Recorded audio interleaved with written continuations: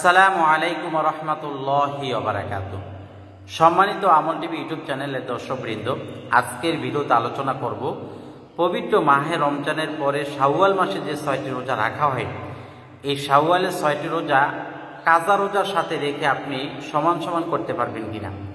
অর্থাৎ একই দিনে আপনি কাজা রোজারও নিয়ত করলেন, ৬ রোজার যে নফল রোজা এটাও নিয়ত করলেন, হবে কিনা। অথবা পবিত্র এই শাওয়াল মাসের যে সোমবারের রোজা, বৃহস্পতিবারের রোজা, তারপরে আইয়ামে বীজের ১৩, ১৪, ১৫ রোজা, এই দিনগুলোতে আপনি ওই রোজাগুলো রাখতে পারবেন কিনা, অর্থাৎ শাওয়ালের ৬ রোজা রাখতে পারবেন কিনা।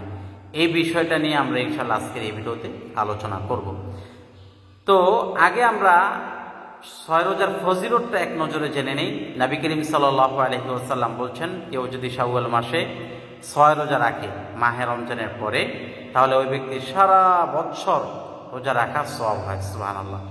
২০ ফজিলত, অনেক বড় ফজিলত, যার কারণে আমাদের দেশের মা বোনরা এই রোজাগুলো ভঙ্গ করেন না, আলহামদুলিল্লাহ। তবে এই রোজা রাখার কিন্তু কিছু নিয়ম আছে। রোজার ফজিলত অনেক বিদায় আপনি যেভাবে সেভাবে মন চায় সেভাবেই রাখবেন, এটা হবে না।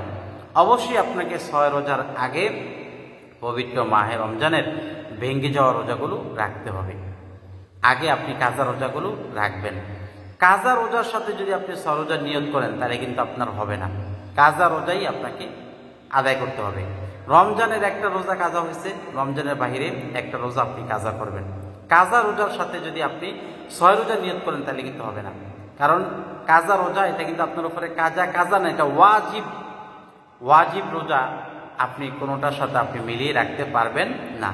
নফলে যদি পড়ে যায়, তাহলে আপনি রাখতে পারবেন। নফল কিভাবে? সোমবারের রোজাটা এটা নফল, এটা আপনি রাখতে চাইলেও পারেন, না চাইলেও পারেন। বৃহস্পতিবারের রোজা এটা নফল, এটা আপনি রাখলেও পারেন, না রাখলেও পারেন। আপনার ৬ রোজা যদি সোমবার বৃহস্পতিবারে পড়ে যায়, সমস্যা নেই। কারণ সোমবারে আপনি যদি নিয়ত করেন আমি আজকে ৬ রোজার ১ রোজা রাখবো, সমস্যা নেই। বৃহস্পতিবারও যদি আপনি নিয়ত করেন যে আমি আজকে ৬ রোজার ১ রোজা রাখবো, তাহলে ৬ রোজার ১ রোজা আদায় হয়ে যায়। আর যে বৃহস্পতিবারের আলাদা রোজার যে একটা ফজিলত, সেটা আপনি পেয়ে যাবেন, কোনো সমস্যা নেই। কারণ নফলের ভিতরে আপনার জন্য এটা নফল হয়ে গেল। এই জন্য নফলের ভিতরে আপনি নফল রোজা রাখতে পারবেন, কোনো সমস্যা নেই। তারপরে আইয়ামে বীজের রোজা, প্রতিটা মাসে ১৩, ১৪, ১৫ এগুলো হলো আইয়ামে বীজের রোজা। নবী করিম সাল্লাল্লাহু আলাইহি ওয়াসাল্লাম বলছেন, হে মুআজ, তুমি যদি প্রতি মাসে ৩ দিন রোজা রাখতে চাও, তাহলে প্রতি মাসের আরবি ১৩, ১৪, ১৫ তারিখে রোজা রাখো। তো সে দৃষ্টিতে এই ১৩, ১৪, ১৫ আইয়ামে বীজের রোজা এগুলো রাখা ভালো। তো এটা আবার রাখার কি ফজিলত? ১৩, ১৪, ১৫ আইয়ামে বীজের রোজা যারা রাখবে, আল্লাহ নবী সাল্লাল্লাহু আলাইহি ওয়াসাল্লাম বললেন, জান্নাতে এমন কিছু কক্ষ আছে যেগুলোর ভিতর থেকে বাহির দেখা যায়, বাহির থেকে ভিতর দেখা যায়। এগুলোর মধ্যে একটা হলো যারা নাকি আইয়ামে বীজের রোজা রাখে, তাদের জন্য সওয়াব। সুবহানাল্লাহ। তো যাই হোক, পবিত্র শাওয়াল মাসের আপনার ১৩, ১৪, ১৫ আইয়ামে বীজের রোজা, এই ৩ দিন আপনি ৬ রোজার নিয়ত করে রাখতে পারবেন। তাহলে আপনার ৬ রোজা মূল নিয়ত থাকবে, আপনার ৬ রোজা, পাশাপাশি আপনার বীজের রোজাগুলো হয়ে গেল। হয়তোবা ১৩ না, আপনার শাওয়ালের ১০ থেকে যদি শুরু করেন, ১০, ১১, ১২, ১৩, ১৪, ১৫, ১৬, ৬টা রোজা আপনার ইনশাআল্লাহ আদায় হয়ে যাবে। এরপরে আপনার এই ৬ দিনের মধ্যে সোমবার পড়বে, বৃহস্পতিবার পড়বে, এটাই স্বাভাবিক। আপনার সোমবার বৃহস্পতিবার রোজাও আদায় হয়ে যাবে। আর আপনি যদি চান ভেঙে, তাহলে সমস্যা নেই। ৮ তারিখ রোজা রাখেন, তারপরে ৯ তারিখ রোজা রাখেন, আবার ১১ তারিখ রোজা রাখেন, আবার ১৩ তারিখ রোজা রাখেন। তাহলে তো আপনার আগেরগুলো ভেঙে হয়ে গেল।